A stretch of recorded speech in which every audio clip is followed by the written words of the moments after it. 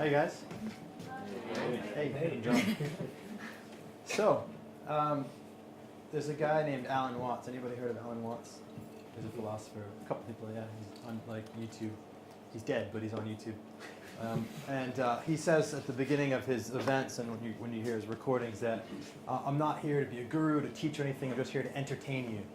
And I was thinking that's kind of my thing too. I don't really like the whole guru model, and I don't like to try to say you should follow my advice. This is how you're going to get what you want in life. And I was thinking about the word entertain, and I actually thought, no, actually, I want you guys to entertain me, but not in like the entertain enjoyment way. I want you to entertain, as in consider the things I have to say tonight.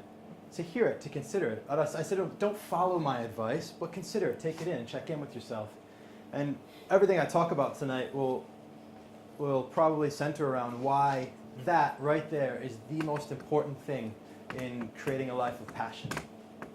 And so before I dive into the content, I'd like to get to know some of you guys a bit here tonight. Just to kind of why you're here, because I don't really work so well just speaking at a group of human beings. I'm glad that you're here, but I want to know a little bit more about you. I want it to be a conversation.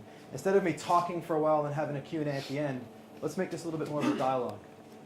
So, having said that, I'm going to make some assumptions, and then I'm going to try to test it out. Some assumptions are that there's some people in the room here tonight who have been thinking about quitting their job for quite some time but haven't done so. Yeah, maybe?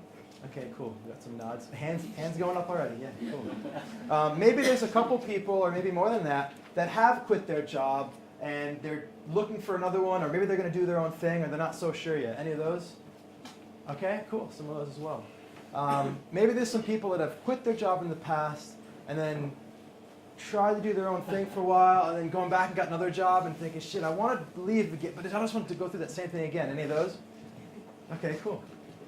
Maybe there's some people that have left their job and they've already started their journey and they're doing something that they really love right now, but at the same time, it's a little bit scary, or they're not creating as much success as quickly as they wanted to. Anybody in that situation? Sweet. Cool. So I guess I can kind of get a feel for why you guys might have come here tonight, right? But let's make it even more personal. Who of you, if any, would be happy to share a little bit about why you came here tonight, right? Like, I know the title of the talk is really exciting, interesting, like how to escape and live with passion. But is there something for you in particular around living with passion that you think, man, if I could just get some insight on this, that would really help me? Does anybody have anything in particular that they'd be willing to share? By raising their hand and just saying, well, you know, yes, thank you. So hi, my name is Guillaume, I'm French. I've been working in banking for 6 years. Yeah. And I just look for something that I can identify to. And identifying to money is not very fulfilling. Yeah. Something to identify to. Can you tell me more about what you mean by that? That the job I do is not a job, but just a part of my life. And that when you wake up, you don't think, shit, I gotta see all these people. Yeah. Shit, I gotta see all these people. It's also a job that's not only fun, but you like the people that you're around as well. Yeah. There's so many factors in what makes a job enjoyable. I just want to respond just to that point right there in the beginning. And it's not actually what you're really saying, but the word identifying is a word that I use a lot of times to try to make a distinction. And before I say that, actually, here's what happens a lot of times with people when they're trying to go and figure out what it is they want to do next. They are in a job they don't like. Maybe they're around people that they don't like, right? And they're sitting there at their desk or whatever, doing their work on their keyboard, like little Google, little Facebook, whatever. And somebody makes a joke, they're like, it's funny, whatever. Going back to work, right? And then they're like, shit, man, this place sucks. I gotta get out of here. So let me go on Google and see what else is out there, and just look through all these things and hope that something in this list is like, is going to be something that's better than this. And you're like, oh, that looks like that would be better than this. I could go and do that.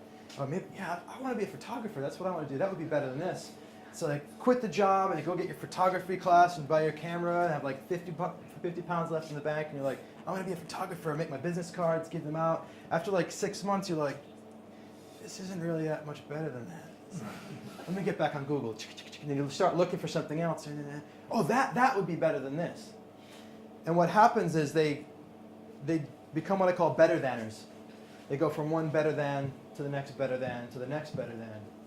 And the problem is none of these things that they're going to are actually the things that they picture in the future that becomes more and more clear. And what happens is you become addicted to that image and you become pulled by that image. And it's no longer about escaping, but it's about being drawn towards something. And it's no longer a great masquerade, a thing that you think is a towards that's really in a way, but something they're going to help identify them with, that they're going to wake up in the morning and just love it.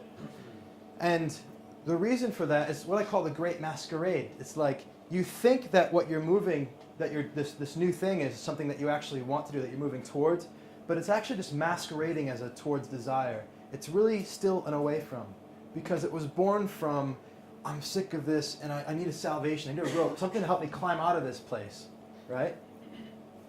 But a lot of times, that's the most we could possibly access, because the part of us that actually helps us to connect to the things we most want and desire, we've just become so disconnected to. So before I go on with more of that, back to the point about identifying. And so the other thing around this too is that I see all the time is like, I want a job that if I do that, then that will mean that I'm this person, or that will mean I'm successful. And it's almost like you're searching for something to do that affirms your identity in the world, and it's in service of ego. And that's not what I'm saying you're doing. That's why I asked you to clarify the word identifying, because you're using it actually in the way that I'm going to say what the other part is. And when we're looking for passion, like, what is passion? Who would define what it would mean to live with passion? What do you guys think it is? What's it mean, passion? Fulfillment, enjoyment, love. Fulfillment, enjoyment, love. Yeah, I love especially the last one. Satisfaction. Fire. Fire. Yeah, cool. Enthusiasm. Enthusiasm. Yeah. These don't sound like things that are about the ego or about the head, right? These sounds like things that exist inside our body, like feelings, right? Feeling something, you could say, in your heart or in your gut. And so the types of things that we do that fulfill that part of us are quite different than the parts that kind of satisfy our ego or our heads. So we'll get into more about how to do that again, but before I go into that, I would like to hear a little bit more about who else has got something that, where they're at in their journey or their path, I'd love to get a little bit more insight into living with passion. Yes, sir. It's just a quick one. So I know exactly what I want to do, I think. And what particularly appeals to me about this is the scary bit about doing it. Cool. Okay, so I have a great passion. I love it. I want it. I know what, so I'm in the lucky position of knowing what that is. Yeah. But I suppose it's leaving what I call spreadsheet land, and like the banker guy over there, and leaving the comfort and income and all that kind of thing. Yeah. We're doing this thing where I may never make any money at all, but I mean, I love doing it. Cool. So when I kind of heard about this, I thought that's the real interesting thing for me. Yeah. Like, have I got the kind of balls, if you like, to actually go out there and do it? Yeah. If you like. Great question. Great question. Can anybody else say that they're in a situation where they know what they want to do, but they're not sure they have the balls to do it, or they're not sure they're ready to do it? How to overcome the fear? Cool. This side of the room. Okay, good. Yeah, great. Because that's the obvious next step. And let me say to you guys, like, I have empathy for you, because actually it's a lot more frustrating sometimes to know what it is, and to be like, but I'm hesitating. Like, I'm not sure I can do it. It'd almost be easier if you just, ignorance is bliss, right? If you didn't know. No, some people are shaking their heads. No, because this side's like, no, yeah. Okay, it sucks on both ends, but in different ways. So here's the trick. It sucks. It sucks to not know. Okay, this is maybe one thing that doesn't suck. It sucks to not have a feeling that you want something else, right? Like most people in London, like you guys are a minority. You guys are the ones that at least have a sense that something more is possible. You might not know what the picture is, right? Most people are just going about their time, about their day, not even thinking. If they see Escape the City, it's like they don't even notice it, right? But you guys see it and you're like, holy crap, that's what I need to do. I need to escape the city. I don't know where I want to go, but I need to escape the city. And it's the perfect beginning. Because we need this. We need this fire to get us to look up and be like, oh my God, I don't want to do this anymore. That sense that we need to escape is the first step. But what I want to really support you guys in seeing today is how that's only the beginning. And to let that be the thing that moves you into an entire different strategy of creating a life. And to not just escape, but to create. to create a life of passion and purpose. And so I want to talk more about that, and then we're going to always come to that point. Okay, now that I know what it is and I know it makes perfect sense to do it, yeah, then how do I do it? How do I face that? So does anybody want to share, anybody else want to share, would you like to share what it is? Yeah, be a writer. Be a writer. Right. Fantastic. Very, very cool. Very clear. Anybody else want to share what that thing is that they want to do that maybe they're not ready to do yet? Anybody? I think it's about reputation and fear of failure. To take that big leap of faith. Yeah. So going to what that gentleman said, it's almost stepping out, but then you think about the opportunity cost of doing that. Yeah. So not only from a financial perspective, but also thinking about your reputation. Yeah. So if you take a leap, and a lot of us I'm sure have great careers at the moment that Uh-huh. are, the whole their own, but stepping out, doing something radically different. Yeah.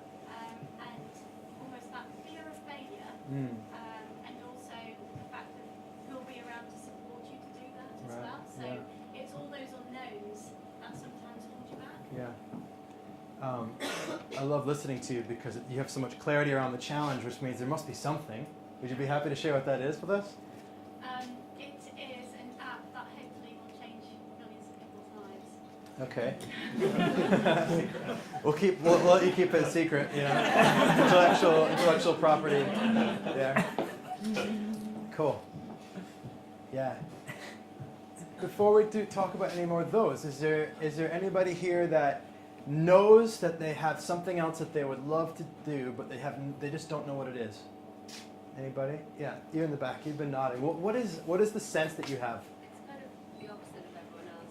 Definitely wanting to get out, but where do you start? But where do you start? Yeah. Yeah. And not knowing Right. what this passion is, but it's got to be there. But you feel that there's more possible. Is it that I could achieve more? I could have more fulfillment in my life? All of this? Probably more fulfillment. Yeah. More job satisfaction. Cool. Day-to-day interest. Yeah. Great. And you did you have your hand up too? No. Oh, one of you did. Yeah. I think it's also about kind of trusting yourself. Yeah. So kind of trusting yourself as to when you found this thing, I don't know what it is, but I've always got the sense that there is something more. Mm-hmm. And so is that how I sometimes question whether that I'm just sort of conditioned to think that the grass is always greener, or whether there is a kind of genuine desire to go after something that is real. Yeah. And when you've got it, how do you know you've got it? Would you suddenly be kind of Yeah. here? Right. Like how? So how do you know you're there, or how do you know that you're on the right path? Which one? Both. Okay. Okay. Yeah. Well, what if you're never there? Would that be okay? I think it's the kind of, that would be okay, but Okay. as long as I was on the right path. Okay. Cool. Okay. So how do you know you're on the right path? Anybody think they have an answer to that? No. There's one of my friends asked this question of his clients, and I've started asking it as well. And that question is, when you ask somebody what they know, it's like, well, what does your head know? And then when they answer that, and so, well, what does your heart know? And they answer that. And you say, well, what does your gut know? And they answer that. And very often, interestingly, I don't know how or why. I mean, there's theories, neuroscience, spirituality, whatever. Why there's different answers, but there are often. And what the theme you start to see, and this probably makes sense when you hear the word heart, is the things that their heart knows are the things that actually they would most love to do. And the things their head knows are the things that would make the most sense. And the things their gut know has to do with kind of fear or kind of satisfaction, these kinds of things, and in a more kind of pleasurable sense. And so typically I find the things that are about passion are like, what does our heart know? What does our heart want? And so when I ask that question, like, what do you know from your heart? What does your heart desire? I'm asking it not just to play with the metaphor, but because as human beings, we actually have an embodied experience of knowing. I have a friend who's a neuroscientist. She's an acquaintance, not really a close friend, but I had a coffee meeting with her, neuroscientist, and she talked about how there's this research now about how there's a cluster of neurology and nerves around your heart, and then there's another one around the gut. And this is a kind of a new idea, but what if there is some thinking actually going on in these different areas? And what if knowing in the heart wasn't just a metaphor or a chakra, but it was actually something real? And what if that part of our body actually held some of our strongest values? And what if when we asked ourselves, what does our heart know, we actually started to think with that brain? And then and the things that it would think about, the things that it would know, would be the things that are most important to us. Well, then we'd have to start making decisions in new ways, wouldn't we? We'd have to start making decisions not because they make sense, but because we have a sense that it's the thing that we want from that part of us. And that's scary, right? Because the things that scare us here and in our head, this part of us doesn't really care that much about that. So how do you know you're on the right path? That's an important question. Did you guys ever see the Pirates of the Caribbean? I love that movie. In Captain Jack Sparrow, there's this scene, I forget which one it's in, but he's got this compass, and the compass is kind of like buzzing all around, and somebody says to him, I think the woman actress, she says, well, Jack, your compass isn't pointing north. What's wrong with it? He's like, you're right, it doesn't point north. She said, well, which way does it point? It points towards that thing you desire most in the world. And that's really the way to create a passionate life, in my experience, is to get in touch with your compass, to get in touch with that part of you that's in your body, your heart, and to just make decisions from that place over and over again. But here's the problem. It takes us, this is the pain in the ass about that thing, it takes us almost always into a place we've never been before. Can anybody else relate to the fact that like they want to do this, but it's in an area or in an industry where they have no experience, no skills whatsoever, no contacts, no network, no support? Yeah. And so it doesn't make any sense to do that. It doesn't make any sense to do that. And so things having to make sense stops us. We get caught in this world of rationality and reason, and it stifles us. Now, it's not our fault, right? Since Socrates came around and said that everything has to make perfect sense and reason, the world is becoming more and more about things being logical and rational. And it's the way that, as a result, we've built up so many interesting things, technology, all the stuff that we have. But paradoxically, at the same time, it's been taking us further and further away from the non-logical, the non-rational, the irrational, which is actually the thing that's going to serve and fulfill us even more. So the path to fulfilling the heart is not through the head. And I know when I talk about this, it's like, it's frustrating and it's scary because to go on a different path like that, it's away from all the security that you've known in your life. When I think about it, I think about it this way. Imagine at every point of decision in your life, small decisions to big decisions. What am I going to have for lunch? All the way to what am I going to do next with my career? Not that's the biggest decision, but whatever. Big decisions are small. You have two choices, right? You have the choice that's down the path of what we could call probability, which is every choice I make down this path is one that I make based on probable statistical analysis, either literally or kind of estimated. So like my friend, we throw parties together a bunch of times a year, and every time we throw a party, we get like yeses, maybes, and nos in the RSVP, and he does this mathematical calculation. He's in banking and finance, and he figures out exactly, based on these ratios he's calculated, how many hamburgers we should buy, and sausage, and things like that, male versus female, because about the eating quantity, and he nails it every time. It's like perfect amount of food, perfect amount of alcohol, but you can live your whole life that way, right? You can analyze and calculate, and you can be like, ba, da, da, da, da. And what will happen is you will get the results most likely that you expect. You'll create a pretty predictable life. And it doesn't mean that it has to be a sucky life or a life without success, especially if you guys are intelligent people creating success. You're going to make judgments about the probability of things that you desire, and you're going to succeed. That's how you can build success that way, right? Except that it will be a path that exists in probability as opposed to this path over here, which is what I call the path of possibility.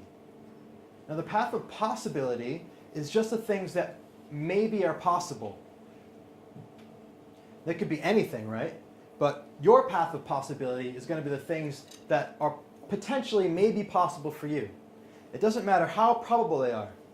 There's no statistical analysis going on here. Maybe it's 1 in a million, maybe it's 1 in 100, maybe it's 1 in 10, maybe it's 1 in a billion. It's at least it's something that's possible, and it comes from something that you want. Now, if I were to take a step in this direction versus a step in this direction, the likeliness that I succeed is so much higher on this step. That makes sense, right? Because the direction of probability is so much higher than the direction of possibility, because I'm making decisions based on the outcome. But there's an illusion that takes place because our life is not just one step. Our life is the journey. And so what if, with everything again, from the choices you make at lunch all the way through the choices you make through career and every other big decision in your life, what if you, instead of making decisions on probability, every single decision you made was one of possibility? Well, I've never had the swordfish. I guess I'll try it. Sounds interesting. I know it's risky, but I'll try the swordfish. And then you try it. And then, well, I've never gone away by myself for a holiday weekend, but it sounds like fun and could be dangerous, but I guess I'll try it. And just possibility, possibility, possibility. Look, the end results aren't going to be always successful like this one on a one-to-one basis, but when you live on this path, your likeliness of getting positive results in the world of possibility goes way up. Literally skyrockets compared to living on this path. You can't create things that are impossible or just barely possible unless you walk this path. And this is something that I come up to all the time when I start working with new clients. It's like, you got this idea for an app you want to develop or whatever, right? And you're like, I need funding, and it's like, well, I probably wouldn't get funding if I talked to those people. I probably wouldn't if this. I probably need to do this first. I probably need to do that first. I probably should do this first, right? You're nodding. And then, so you do all the things that you should do because probabilistically they would lead to the outcome of success. That way you don't have to trip up and do things that are where you're going to fail. Short story. I went on a walk after one talk like this a year or two ago with a woman who was Somalian living in London. And many years ago, she escaped Somalia with her mother and her brother, and she ended up somehow getting to the UK. I don't remember the details of that part. But she was so happy to be here. She worked so hard, and she worked her way up to a job at one of the major newspapers in London. She got a great position in IT, making good money, taking care of her brother and her mom, and making a life for herself here. And obviously a woman that's got a lot of heart and commitment and stuff like that, and dedication. And we went for a walk in Regent's Park. In the summer, I like to do my coaching while walking, be outside. And throughout the course of this walk, which ended up being 2 hours, it took me 90 minutes to get her to share with me what that thing is she really wanted. Her $1 million app, right? Or whatever but her secret dream, like her being a writer thing, whatever it was. It took me that long just to get her to say it. She's never spoken it into the world before. And come to find out, she wrote for a blog about democracy, and she was very passionate about democracy, and so thankful for the freedom that she has here. And her dream was to be a broadcaster, to be a Muslim woman on the news in the Middle East, being a broadcaster and speaking to the world, and at least the Muslim world.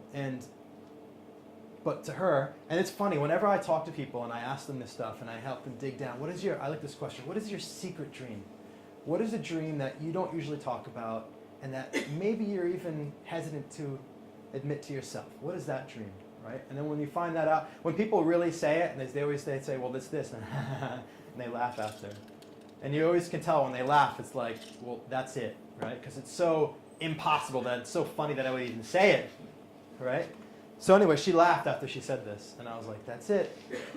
Long story short, after that point, it was like, you could either live the life of probability, which is, okay, I'm working at a major newspaper. What I want to do is, work my way from IT into like maybe editing some of the stuff before having some kind of editorial kind of position in IT, whatever, like slowly work your way through the career, like the proper path, right, to move yourself over. Like if you talk to like some different recruiters, they would like say, well, you can't make that step, you have to do this, like the right way. Yeah? Can you guys relate to having people tell you the right way to move up or move sideways or whatever? But I was like, well, look, I'm not a corporate person, so I don't follow those rules. So I have a different idea. What if instead we just tried the path of possibility? And so we just played with it a little bit. She sent a few emails out to news networks in the Middle East, just asking them, hey, maybe would you have a work experience for me? I could come out there. At that point, she couldn't really afford to leave here on a plane to go there. Didn't know how she'd ever make it happen, but just to play with it. A month goes by, one of the emails comes back. Sky, yeah, we'd love to have you come out. We can do a work experience. wow, how exciting was that? I know I can't go, obviously I can't afford it, but just the fact that they offered it, how amazing is that? Changed the whole perspective. And then her mother's cousin or something like that knew somebody at an airline who could get her a free ticket, and she was able to get there. And then a cousin of a friend or somebody had a place for her to stay. Long story short, she ended up going. She was there at the work experience in Abu Dhabi 6 weeks after finally speaking to the world this idea. And then she's at this work experience, and all of a sudden she gets called into a meeting, and the executives are sitting there, and this is your interview. Oh, an interview? I didn't know I was having an interview. She gets interviewed for a potential broadcasting position there. Doesn't get the job. While she's there, another email comes back. It says, hi, it's this network in Abu Dhabi. We'd love to have you come for an interview, not just a work experience. Funny, I'm here right now. She goes to that interview. She gets offered a position as a starting broadcaster on this network. A little bit smaller network, but in Abu Dhabi. That doesn't even make sense, right? It's insane. And I'm not sitting here trying to just pump you up with this inspiring story to have you guys be like, yeah, that could happen to me, right? Because I know you're all sitting there thinking like, yeah, it's a nice story, feels good, but come on, dude, let's get serious here. It's not going to happen to all of us. Look, I am not saying that when you go out and send an email on Monday or whatever day you do it, that's going to happen to you. But what I am saying is if you live on that path, that stuff happens to you. In your life, at some point, things like that will happen. It might not happen tomorrow. It might not happen next week. It might only happen with the swordfish. You might be like become a lover of swordfish, right? But it might take years. But if you live on this path of possibility, of doing things only because it's possible, then you create a life that comes from this place. So by telling you this story, what I'm really trying to do is to tempt you into the idea that acting in a direction that's not always probable would serve you in your journey overall, not to get you an immediate outcome, because that's not the way you create a life of passion, right? You don't get it by creating immediate outcomes. That's what this path's all about, probability path. Does that make sense to any of you guys? Yeah. And as I talk about that, can any of you relate to how maybe you've been living on the path of probability, and how maybe the path of possibility would more serve you? And can you think of maybe an example about that? Anybody? Yes, ma'am. Well, I can say it from a positive point of view in that I was living a life of probability Yeah. and working for BT and project manager, and decided there must be something else. So crazily became a wish granter for a charity. So creating wish for lifetimes for seriously ill kids. And yeah, it was a big leap because it's totally not what my dad was devising about the pension wasn't going to be there anymore and stuff like this. Mm-hmm. But actually the upshot is I now work as a corporate fundraiser. I really, really enjoy it, and actually the pension all fell into place and the salary was fine Sure. as well. So actually all of that stuff didn't matter anymore, but it's 1 million times more fulfilling than what I was doing. And like you said, it just quite a bit of a leap of faith to kind of go and do it. Yeah, a leap of faith. It's true, isn't it? What are you faithful in when you take that leap? Can you kind of put that into words? I just knew that, like I say, I was never going to be passionate working in the other job this way. I already felt excited Yeah. about doing it. Yeah. So therefore, what can go wrong if you're really excited about it? Great point. And this is the thing too, is that on this path of probability, we're living for the outcome. We're living for the end result, right? Because that's why I kind of challenged your question earlier about like, when am I going to get there? Is do you really care about getting there when you're trying to live with passion? And you said, well, no, as long as I know I'm on the right path. And this is one of the bigger differences, like destination versus journey thing, right? It's like, and this is the embodiment of it. It didn't matter what happened because you know that by stepping onto that path, that moment you did, it was going to be fulfilling. And this is the cool thing, like you don't have to wait 100 years to live a life of passion, or 50 years, 10 years, whatever, 5 years, 1 year. You don't have to wait even days, because the moment you embark on that journey, the passion's there. Because the passion's the feeling. It's the feeling that you get when you're moving towards a purpose. I make this distinction between purpose and passion, where purpose is like kind of the reason why, the thing that you're moving towards, and it's the action of movement towards that, the dedication to that gives you that feeling of passion, that fulfillment inside. And sometimes we have clarity about what that is, and other times it's just a kind of vague idea, but we have a sense. So it's not always a clear picture that kind of sometimes becomes clear over time. Anybody else have any kind of... So one thing that will happen during this talk is I'll be saying stuff and sharing stuff, and you'll be like, yeah, but nah, nah, nah, nah, nah. Right? And your yeah buts, those are the things I don't want you leaving here with. Because I've heard them all. And if you say, hey John, yeah, but, I'm going to give you a different way of looking at it that's going to give you freedom and new choices. And with different choices, you can create a whole different life. So any yeah buts, raise your hand, hit me with them. I've got a yeah, but Tell me. You have something that you think you may want to do, Yeah? but you then doubt that when you do start doing it, it's not what you want to do. Right. So where does that leave you? Well, if you leave everything behind to do this thing, and then when you do it, you're like, oh, this is shit too. Right. So there's a couple of levels to it, right? The first level I would start with you at is, whereabouts do you know that? Like, where do you know? How clear are you? And I would challenge you a bit to know that from a place that's different from the places you've known things that haven't served you, right? And so it would be, do you have one right now as an example, or not really? If I would put it out there, I'd be like a full-fledged sort of printmaker artist. Cool. So full-fledged printmaker artist. And what if I went down that path and then it wasn't what I wanted to do? So is printmaking and stuff that you've done a little bit on the side? Have you ever touched it? I did like a 2-day course. It's just something I thought. Well, it seems to kind of be quite to do the heart thing. Yeah. I find it quite fulfilling. Yeah. So whereabouts do you know that you'd love to do that? Head, heart, gut. Where do you feel it? Mostly a bit of my gut, and my heart as well. So, Cool. Yeah, it's good feeling. Yeah, it's not as special as everybody's like, where do you feel it, man?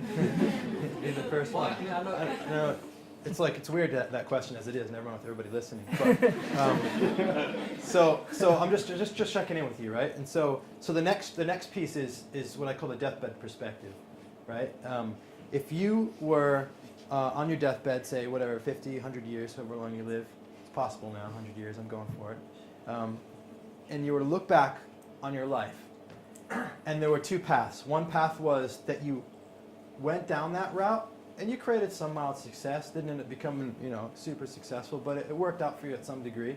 And the other path is that you didn't try it because you were worried that if you went that way, it just, it might not be the right thing. When you look back from the future onto here, which one's more important? I mean, which one? Yeah, obviously trying. Yeah. Yeah. And so this is the thing. It's trying it that matters. When we look, isn't that cool when you look back from your deathbed onto your life now? Like, it's always something, obviously, jeez, it was like obvious. Trying it is what matters. Embarking on the path, like you said, taking a leap of faith. Because really what this is about, guys, is it's about knowing that we really lived. Knowing that we said, I'm going to find out what my potential is in this world. I'm not just going to live to achieve these external things because of that. I just want to know, who am I? What is this really about? Did I act on my potential? Did I act on these kind of feelings that I have?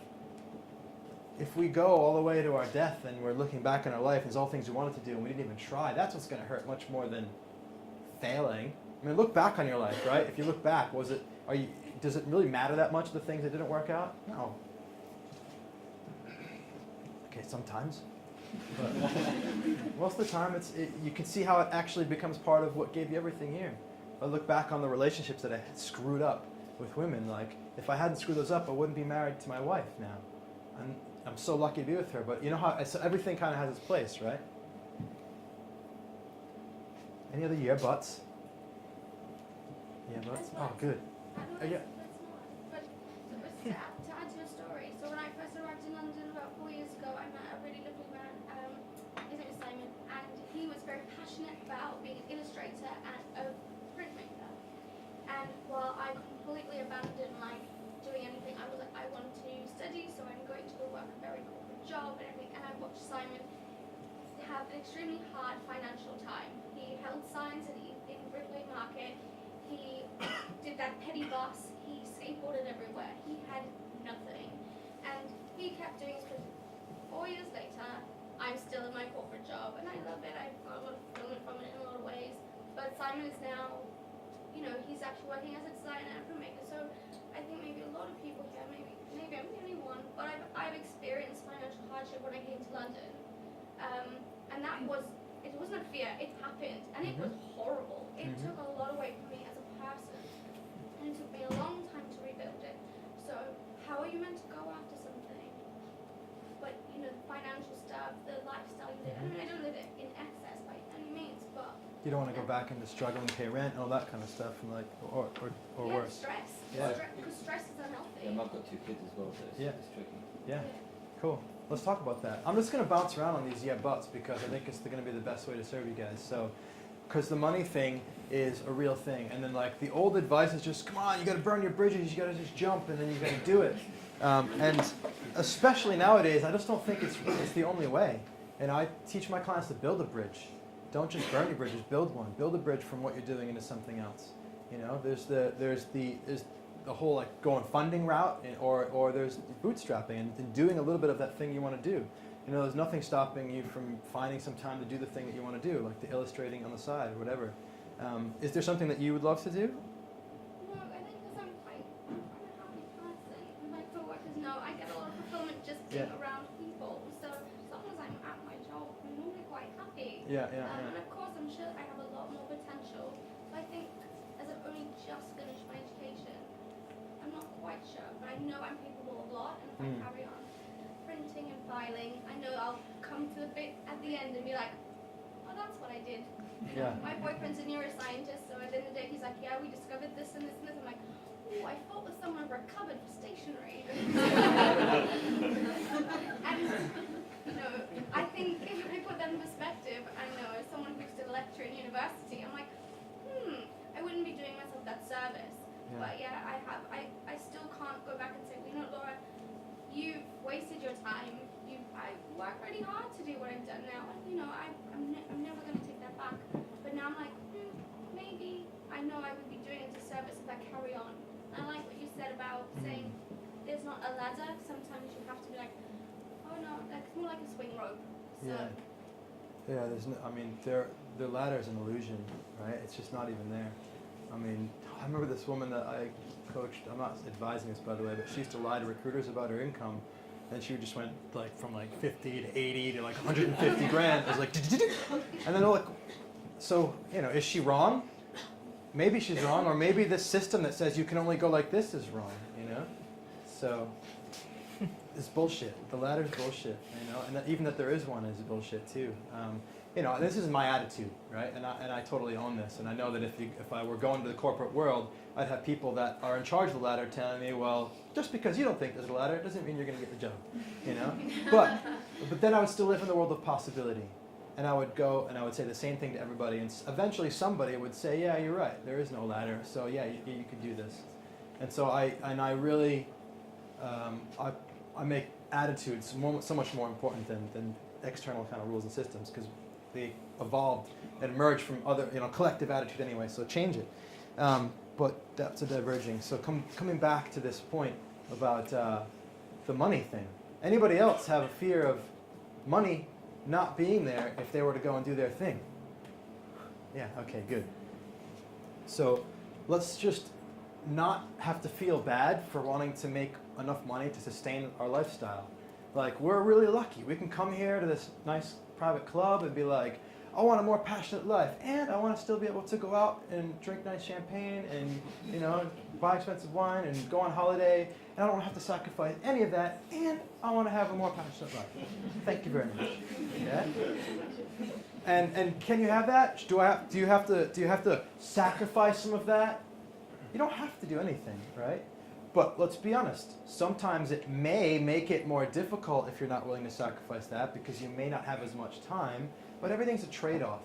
And so I'm not it's not a this or that thing, but what I am really fond of is becoming really clear and honest and conscious within yourself about all the things that you want.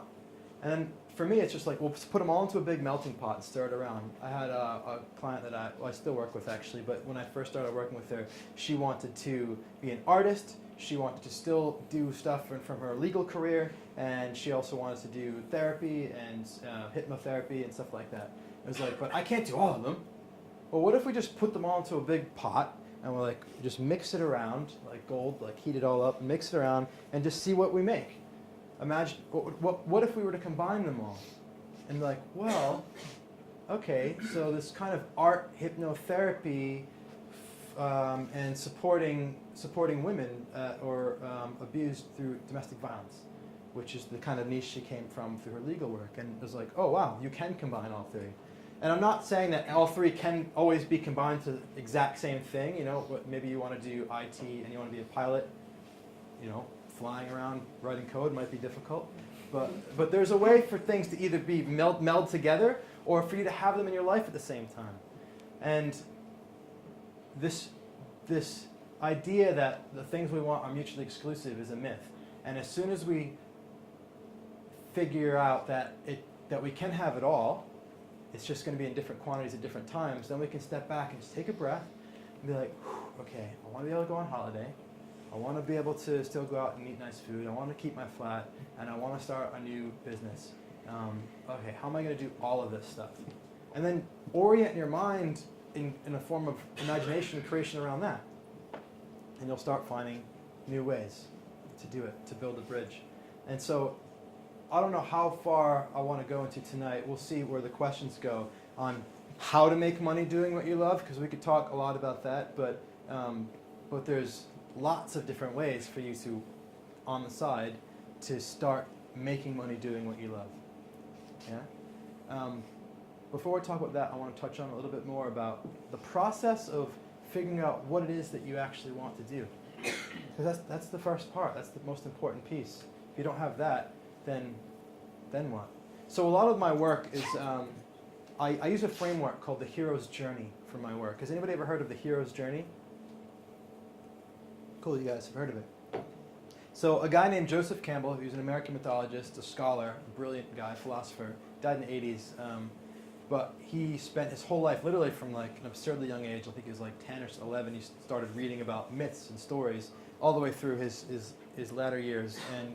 And he researched myths throughout all of time, from cave drawings on the walls all the way up through, well, literally modern stories and films.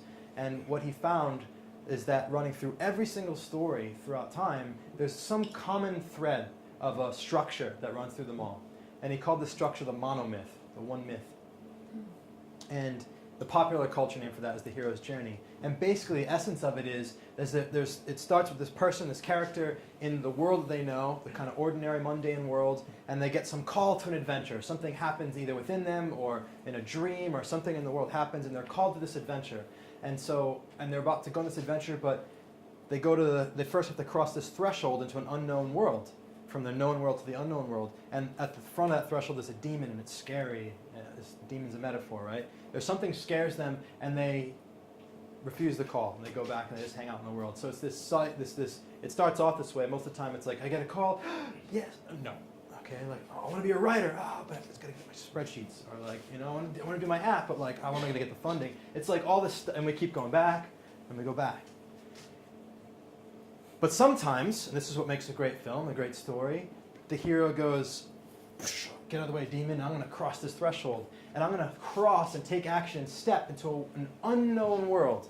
And then the whole next part of the journey happens in this unknown world, this place of uncertainty, an industry you don't know. Whatever it is, from employment to self-employment, whatever it is, this unknown world. And in this unknown world, this is where the majority of the story happens. You face a bunch of trials and challenges, and you meet people on this path. You meet people that maybe somebody becomes a mentor or helpers. You meet people who tempt you off the path. There's a stage called Women as Temptress. They use these fairy tale metaphorical symbols, the thing that tempts the hero off the path. That seems like it would be really great, but it's actually just about pleasure, about ego. It's not really my true heart thing, and that tempts you off the path, or the things that try to stop you. And of course, through all of these things you face, you get little lessons. You kind of grow in your skills and your abilities. And then there's this huge challenge that you have to overcome at some point in the journey. It's like slaying the dragon or whatever. And then after you do that, you get some really deep and powerful insight into who you are as a person. And this is the kind of thing we're really searching for. We want to go on this journey, remember I said earlier, because we want to realize our potential. We want to find out what it is we're capable of. But we have that sense, but can I really do it? That's what we want to know. And slaying the dragon and finding out, yes, that's who I am, or that's what I'm capable of, or that's that new insight that I knew was out there but I didn't know what it was. And then when you have that, Joseph Campbell calls it the boon, and then you head back to the known world. This is the hero's journey is a cycle. And you come back to the known world. You come back to the place that you began. And maybe that's when you're going on travels literally and you're coming back to your home, or Maybe you're going into another industry and coming back to the previous one, whatever. There's different ways to represent it. But when you come back, you cross back into the known world, and you take this deep insight and wisdom, and then you go into service, and you serve, and you help and support people with that insight.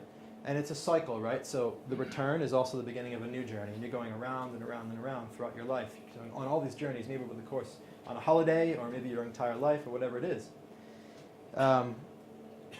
And the thing is that like the stuff that we want to know, the stuff we want to find out about ourselves, the thing we want to experience, it always exists in the unknown world. And it's just, that's the paradox of life. That's it. And it's inescapable.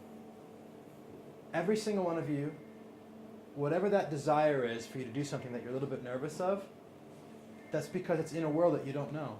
And here's the thing. You don't get to know what's going to happen before you go. That's why they call it the unknown world. And this thing, the story that's the monomyth, it's been in every story throughout time, it's not just coincidence. We haven't been just copying the stories throughout the ages. Carl Jung's work had a lot of overlap with Joseph Campbell. And the idea from the Jungian perspective is that all of these myths, these stories, these have the common theme because it's just a reflection of our psyche. We're just living out in the external world what we're trying to do with our internal world, right? We're trying to find out who we are, discover ourselves. And we get to do that by acting that out in the world. And so adventure, going on a journey, an adventure is one of the frames I like to use for life, for living a life of passion. Because when you think about going on an adventure, right, you're like, I don't know what's going to happen, so it's exciting. And that uncertainty is the reason you go. Can anybody relate to going on an adventure because they don't know what's going to happen? Right. Yeah. So why don't we just do that with our life? Why don't we go on an adventure in life because we don't know what's going to happen? Right? I think once you get to a certain age, I think in my mind there should be sort of some sort of trajectory that you go on. Yeah. You know, it's fine to do that until you're like kind of 25 or whatever. And then it's like, you need to be on an uphill thing, but that's the kind of thing that attracts you. Like, There's responsibility of children and things as well. Yeah. Yeah. And so the interpretation of going on an adventure, again, doesn't mean that you do it on 24/7 with all of your resources, right? This is what I mean about the mutual exclusivity is an illusion. There could be a portion of your time and a portion of your resources that is invested in entering the unknown and going on an adventure, right? Like, lots of my clients have kids and have families that they take care of, and they're not just throwing it all up in the air and saying, let's go, like, we're just going for it, family. Like, bread and water's good enough for you. You know? No, we don't need TV or a roof. You'll survive. But that's not how it needs to be. And I think that usually when we say that I can't do it because I have kids, I have a family, I have this or that, it's bullshit. It's not bullshit that stuff matters. It's bullshit that that's the reason. Because deep down you know that the real thing that's stopping you is just the fear of failing on some level. Like, because you know that you don't have to sacrifice that stuff to do this as well. And so this little step in this little section of your resources, in this little section of your life, you're not taking. You're saying, it's because if I dedicate all my time and money to it, then I'm not going to, you know, come on, like, let's just pick, let's take a chunk out. Let's dedicate this to that. Like, you've got kids, right? And you've got this thing that you want to do. Like, let's dedicate whatever it is, 10 quid a month. Start with something. And 10 minutes a month, you know? Something's better than nothing. You saw what in that story, a few emails can do. A few minutes a day or a month and a few pounds here and there, it could lead to something. It's not necessarily as likely that it would if you did more and spent more, but it's much more likely than doing nothing. And this is the point. By doing a little bit every day, you're on the path. That helps. That helps to give you that feeling of passion. You can have passion by doing it on the side. But here's the danger too. I say danger, but I'm smiling because it's a good one. It's the one I want everybody to have, is that once you start on that, it's like, oh, now I really like that. And now it's like, oh boy, now I don't want to do this thing at all. I just want to do that. And now I don't trust myself. Now I'm like, I'm the reason my family's going to be at risk, because I'm going to probably just quit my job and just do this because I can't be bothered with going to that now that I get a taste of this. And sometimes it's that we don't trust ourselves as much as we don't trust ourselves not to just jump all in. That's kind of sometimes the reason why I'm hesitating to begin. So we're dealing with this, but money, and more specifically around dependence. Does anybody else have a situation with money that is either about other dependence or not, and that they're still like, but they want to share? No? Because it's the real thing. I mean, like, I know it from the inside and out. I don't have any dependence yet. Well, and I guess I could say I do now. My wife's studying this year. She's studying wine. She switched industries from optometry to wine. And so I'm helping to support her in that. But this is the first time I've ever had to. I'm just being open. I've always really just had to take care of myself. So on that note, it hasn't been as big of a deal to go from making pretty good money to dead broke after my real estate business, because I spent it all while traveling, and having to work my way up again, making money in the web development, and then coming to London to start a new business, and then going from having money in the bank to going extremely in debt, and then building myself back up again to the business I have now in coaching. So I know what it's like. I remember like 3 or 4 years ago when I was in this coaching business, waking up in the mornings and like literally it was like, you know those pains you get from hunger where it's like, I need carbs, so like you can feel it right there. It's like that gnawing hunger. Well, that was like the feeling of pain, waking up, of fear. Waking up in the morning with like grip of fear. It's like, holy shit, go to bed worrying about money, wake up worrying about money. And it's scary. And you're like, I wasn't a person that never paid the rent before, and the first time I couldn't make rent, it was like the darkest day. It felt so horrible.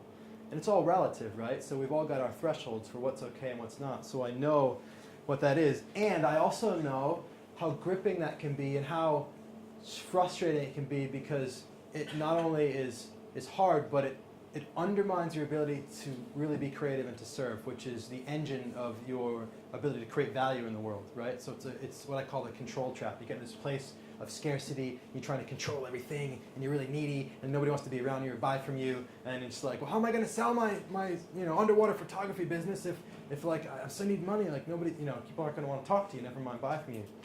So I get it. You feel my pain just coming back up. So I get it. And I respect it. And I get to summarize my 2 responses to it is, the first is, once again, you don't have to do that. You can do it on the side. And the second is, every single time I've gone through it, it's been worth it. Every single time. It's been worth it. It sucks, but the feeling on the other side of the suck is so good. It's like that is the ultimate experience of achievement. Being like, I was willing to go through shit to get here. It's like, if there's anything that's going to make you like when you walk by the mirror in your house, you're like, yeah, that's me, I did that. There's no better feeling, and it's from the inside, it's from a deep place. It's not just because because most people don't know how hard you struggle. You don't talk about that. It's for you.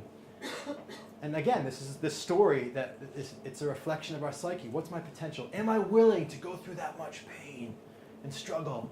Am I willing? Doesn't mean that you have to take your family through it, but no matter what, you're going to experience it. When you go into the unknown, no matter what, you're going to feel challenged. No matter what. Doesn't matter. I mean, depending on what level, you're going to be there. If you're not uncomfortable, then you're in the known world, and you're not learning, you're not growing, you're not finding anything else out. And so why I'm explaining this whole hero's journey thing to you is because I want you guys I see and feel that fear, and I want you to know that that's actually a stop, not a stop sign, but a signpost in the direction of that thing that you're being called to do. I'm going to say that again, because this idea is important. It's kind of haunting once you know it. That feeling of fear is not a stop sign. It's a signpost in the direction of the thing that you're being most called to do.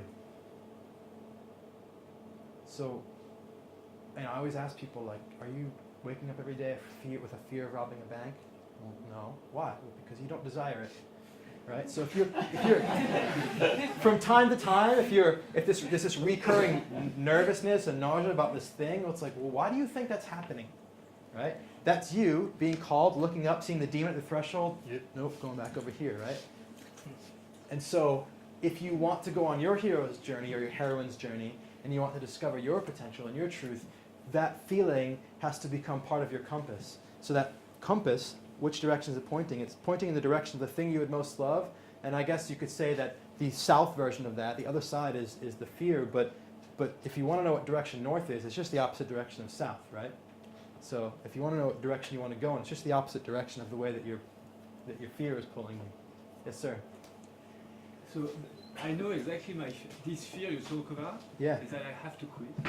So I know that, but The fear is that you have to quit? no, sorry. Like Okay. I'm afraid that if I quit, Yeah. what do I do? Because I would be like the hero with feeling super great, but I have no idea where to go. Right. It's loud and Right. I don't even know what my dragon is. Good. I'm glad you brought that So up. maybe I should just not quit. Well, maybe not. Maybe you're right. Maybe you shouldn't just quit. But this is the. Let me say this from a different angle too now, because I want to give you some practical, pragmatic insight into how to figure out what that thing is. Because where you're at right now, you're in a place where you're in danger of becoming a better thaner. I have to quit, so I'm going to quit and I'll find something that's better than this.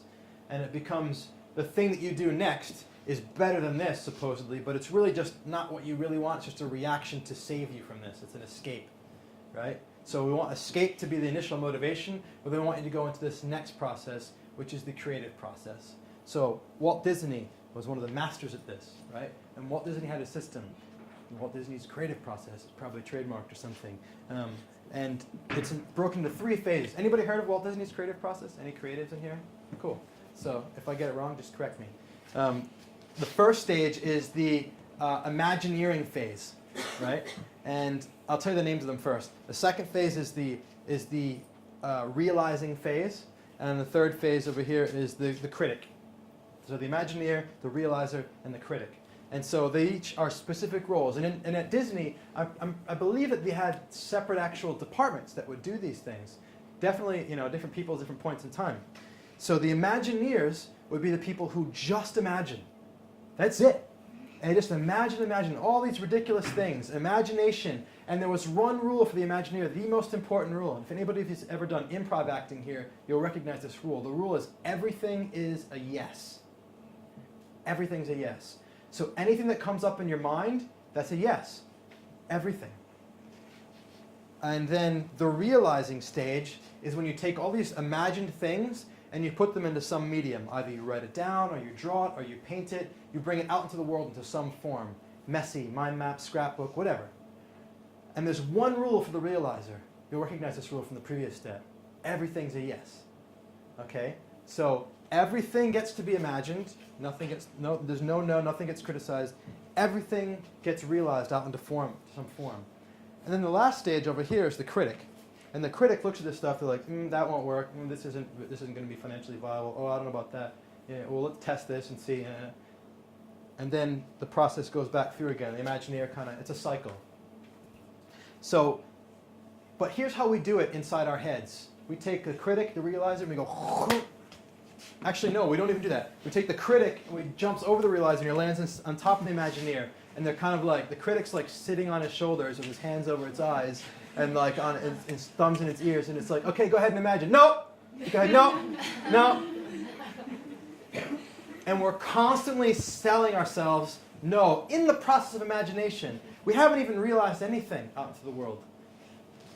And that's the death of us. That's the death of our hearts, that's the death of creating and living a life of passion. That is why we don't know what we want to do.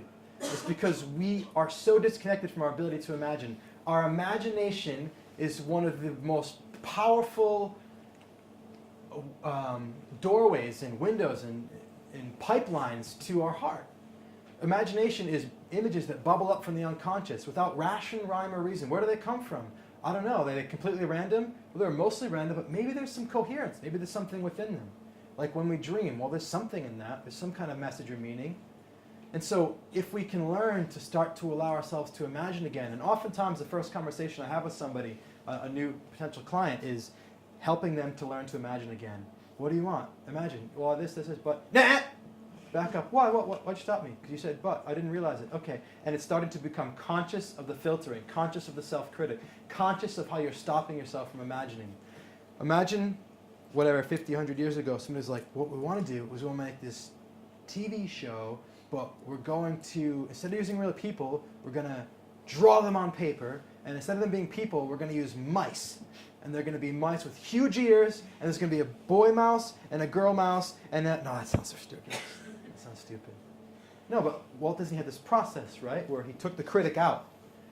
Took the critic out past this, not only in the imagination, but in realizing. And so this ridiculous idea of two mice became drawn, and wow, people laughed at it and smiled at it and made some, and all of a sudden it became Mickey Mouse and Minnie Mouse, and it built the whole, industry, well, I don't know industry, but at least company off the back of it. And so I mentioned improv acting. Has anybody ever done improv? Improvisational acting? Yes. So can you guys relate to the everything's a yes thing? In improv, you can't say no, right? When somebody off, it just kills the improv, right? Like if you're like, so I'm just here with my broom, and you're like, that's not a broom. It's like,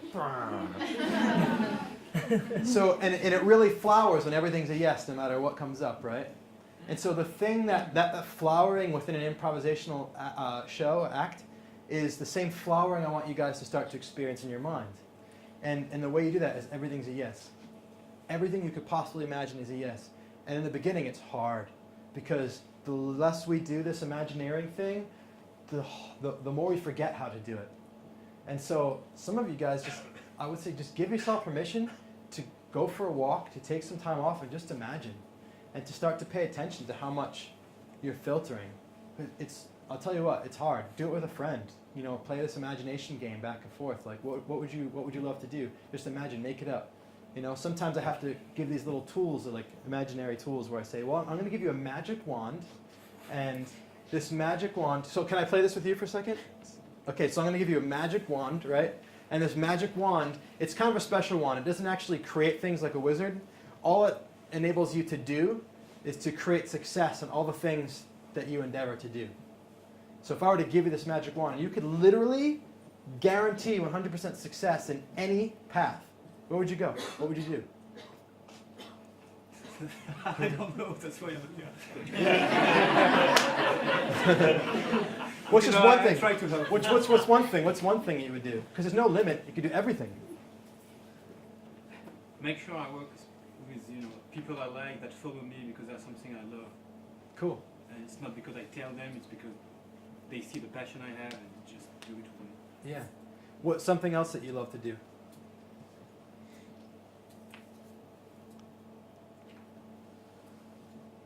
So far, I got nothing more. This is very vague.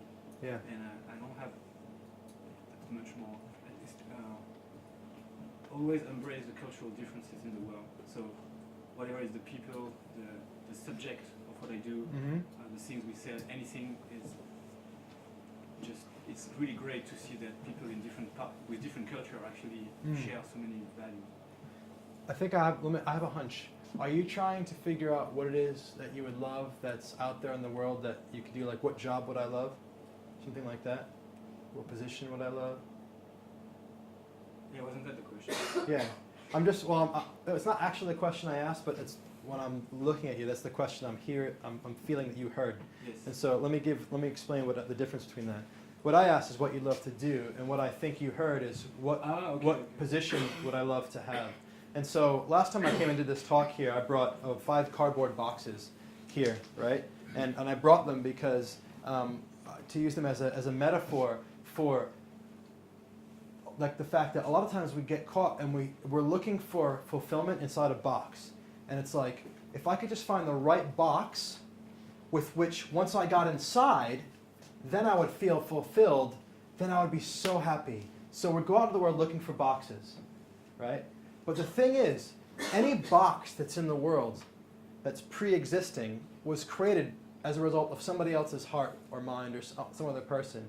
So there's never going to be a box that's a perfect fit. Now, that doesn't mean don't go get a job, have to be an entrepreneur. That's not what it means.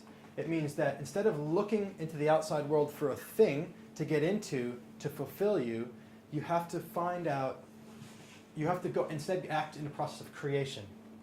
And creation comes from imagination. And so when we're looking for boxes, that's not imagination. That's not. That's us looking, that's us thinking about possible boxes to get into. And so imagination, if I were talking to you privately, I would take you a few steps back, right? And I would start with you, and I would say, do this at home, by the way. Start making a list of everything that you love. And this isn't jobs, this isn't even potential jobs, this is just everything you love. I love pizza, I love, going to the movies, I love whatever. Probably much more nicer things than that, like French wine or something, right? But whatever. But because the first thing is getting in touch with the experience of love, what you love. And then once you kind of get the flow of talking and thinking about stuff that you love, instead of thinking about feeling it and writing it, imagining from this place of love, then orient yourself a little bit more around what would it be fun, what would I love to do if I could do anything I wanted and I didn't have to find a job that was pre-existing or that I've heard of. If I could just, and you just start making it up. Making total bullshit. Just making it up. Right? And that's like, it's ridiculous, right? So I would love to be a farmer, and I would love to farm pigs, and I would love to paint them blue and purple, and I'd like them to wear party hats and like to like little parties for kids and like whatever, and I have some pet dinosaur. Doesn't even make any sense, right? I want you to do that anyway, because by doing that you liberate yourself to not have to be rational. And the reason you want to liberate yourself to not be rational is because through all of that ridiculousness will be some things that are not necessarily completely ridiculous, impossible. The worst part about stifling our imagination is we disconnect ourselves from the possibility of discovering or creating something. That's a process of creation, right? That would be really beautiful. So it doesn't matter how much stuff there is that's going to end up becoming a no by the critic. The fact that we've allowed that to flow, the more we do it, the more we open that connection to our heart. Imagineering is an important piece. And then the realizing is writing it down, talking to people about it, putting it out into the world, and just do this on separate days. Imagineer today, realize tomorrow, criticize the next day a little bit. But do you see how the most important piece is to do a lot of it, not so that it's like, I don't want you to imagineer for an hour just so that you can find that thing. I want you to imagineer for an hour or more so that you can get the handle on how to do this, because it's not just to find that one thing, it's something that you use in the process of the entire journey. It's a skill that you develop. It's doing this more and more. This imagined connection with your heart is how you get to see what it is that you want. And when you become a leader of your company that you've created and you have to make decisions for how to delegate or what to say, instead of trying to rationally figure it out all the time, you just like, what do I know is right? And just boom, here comes the image. It's just through imagination, and you see it and you act on it. And that is what the most powerful leaders in the world do as well. They don't try to rationalize and cognitively decide everything. They just go on their instinct. Right? And that instinct is a connection between their body, their other parts of their thinking, and the images they see in their mind. That's one way of explaining it anyway. Sometimes it's a felt sense, and you can kind of know without having to see it. But anyway, does that help you guys get a little bit of insight into how maybe how you could start to connect to what it is that you want, that feeling? How do you do the critic part? Yeah. Surely that's the most crucial part of the... So there's different ways. I mean, the critic, like the rational mind's not completely useless, right?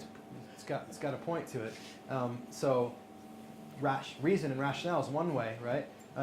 One of my favorite ways is not to judge anything or to try to rationalize it so I'd have faith in it, but just to test it, just to experiment and test. You know, so many things that we think, oh, that couldn't work. What if we just test it anyway? I don't know. What if we just test it? Well, I don't know. Maybe I could, get some print work and so on. Let's just test it and find out. So I'm a big fan of imagineering, realizing, and testing. So in my business really took off when I tested something that never worked. But by testing it, my whole business really took off. And that was, I had this idea. Has anybody ever seen the Michael Douglas movie, The Game? Yeah, a lot of you have. And so I had this idea that I'm going to take a group of people to Morocco for a week, and I'm going to put them inside this experience of the game where I'm going to have actors and all these crazy adventures and stuff like that, and it'll be a transformative personal development experience. And I was like, I had this, I wrote up this whole marketing for it, and I put it out into the world, and everybody was like, wow, this is amazing. And I ended up getting inquiries from like 80 people, and I didn't sell one. Not one. It was too much money for most people, and it was like, I don't know, 5 or 10 grand. But more importantly, I'd never done it before. I was just this dude that just had this idea. Yeah, I've been to Morocco once. Like, that was it, right? And however, the fact that I put it out into the world started things in motion. A number of those people ended up becoming really high-paying, long-term coaching clients, executives. It brought me into a new level of the type of clients that I work with. And off the back of that, too, I developed a relationship with a hotel in Morocco where I put the deposit down, and I was able to go back there. I started taking clients there. I took a CEO there for a 3-day weekend, did a deep coaching intensive, just the two of us, exploring the markets, talking about sales and building a sales team and interacting.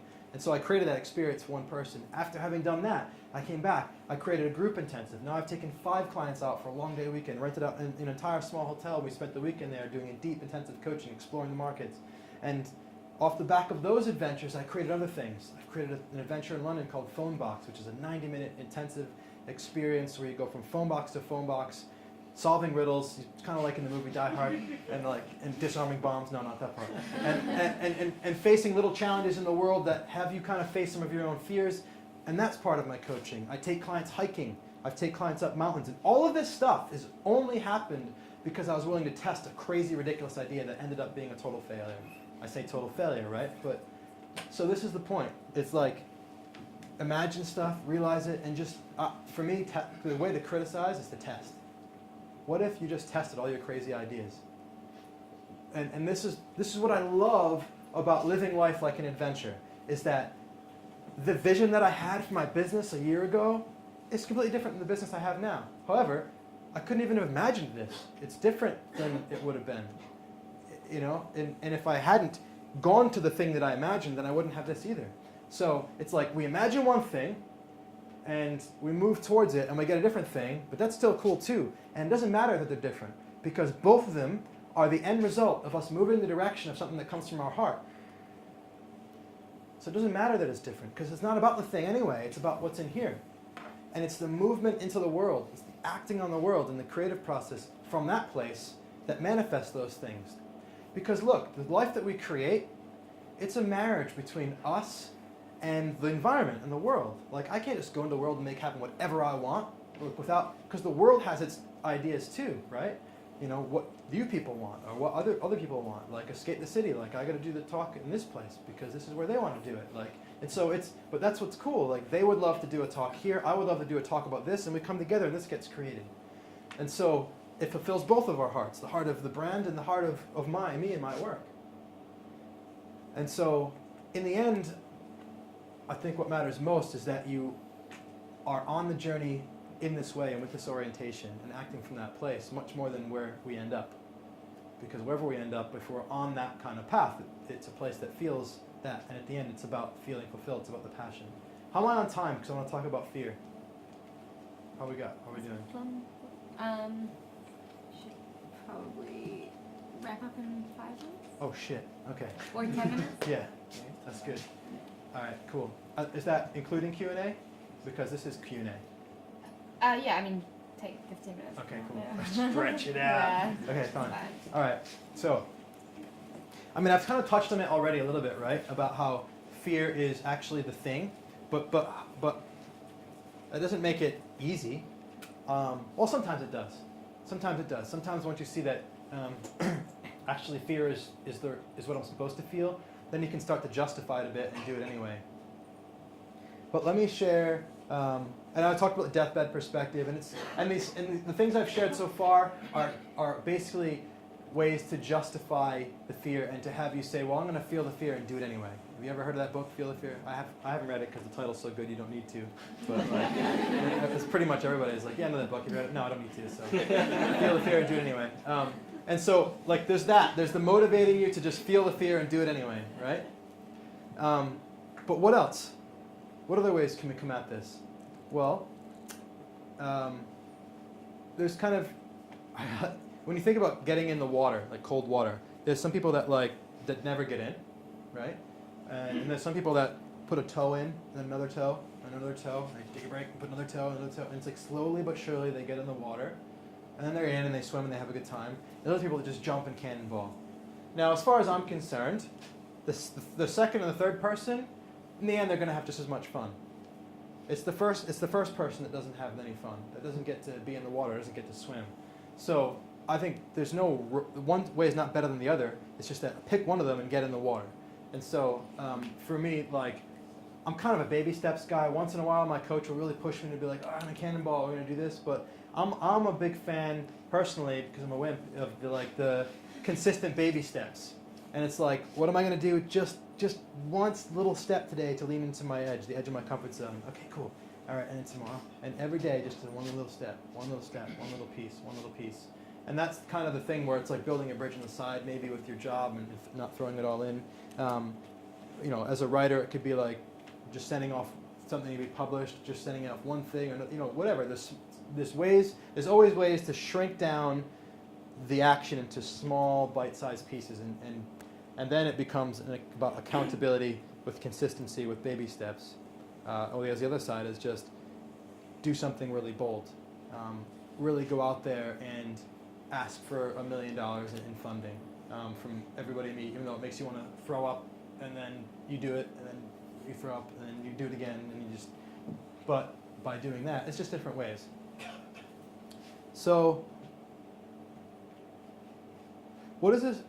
I'm looking at you because you brought the fear thing up first. Do you want to share maybe what this? You don't have to, by the way. What the specific fear is, maybe?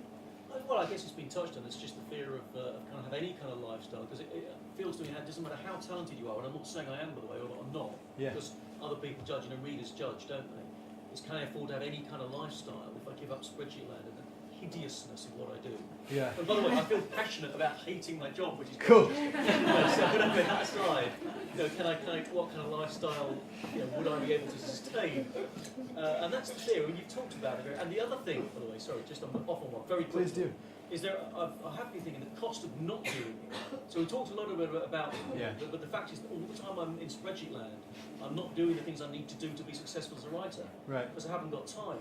So that's quite an interesting and really obvious metric. I'm Yeah. thinking, why don't I understand that properly? Right. So yeah, it's the fear of just being able to eat, I guess. Yeah. Well, and then it comes down to,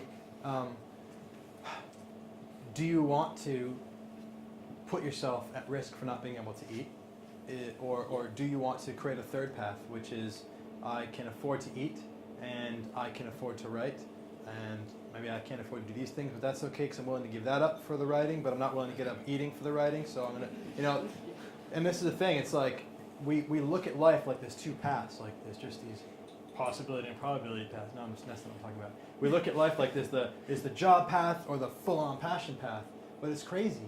Like, if there was like a mountain and there's a path that way and a path this way, it's like, well, which way should I go? Well, climb the mountain, make a whole new path right up the middle.